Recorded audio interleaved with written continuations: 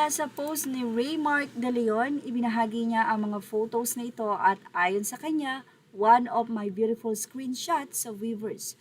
Congratulations SB19 for a successful and beautiful performance sa Lollapalooza. Maging maingay mga Team Weavers.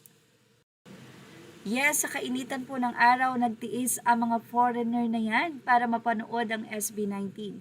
Isa pa sa nakakatouch ay ang mga bandera na nakawagayway at ipinapakita ng mga OFW na sumuporta sa SB19. Ang mga 80 na nandoon na may mga banner at talaga namang napakarami po nila.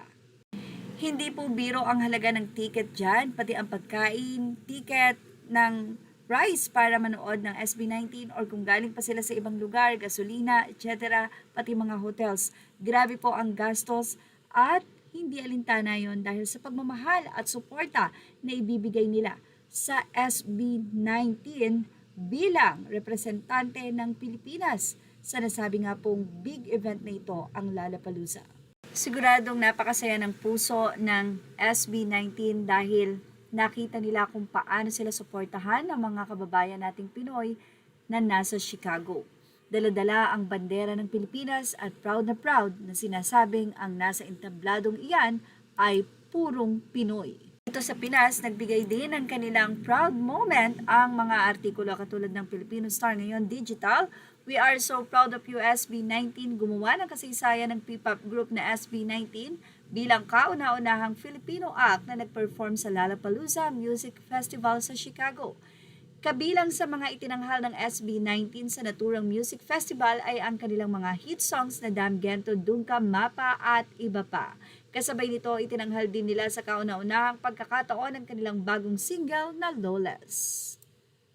At muli, narito ang naging update ng Department of Tourism Region 3 Office. 18 for All Out Love for SB19 at the DOT 3's Lollapalooza Pampanga Watch Party. Over 300 dedicated funds flocked to SMX Convention Center Clark as early as 10 p.m. for the Department of Tourism Region 3's SB19 Lollapalooza Pampanga Watch Party. Despite the 4:30 a.m. live stream schedule, 18 from across Central Luzon and Metro Manila seized the opportunity to celebrate their favorite music group's landmark performance as the first Filipino act to grace the stage at Lollapalooza in Chicago, USA on July 31, 2026. Hailed as Philippine Tourism Ambassadors by the Department of Tourism, SB19 showed the world more to love about the Philippines by bringing world-class Filipino talent, artistry, and culture to a global audience.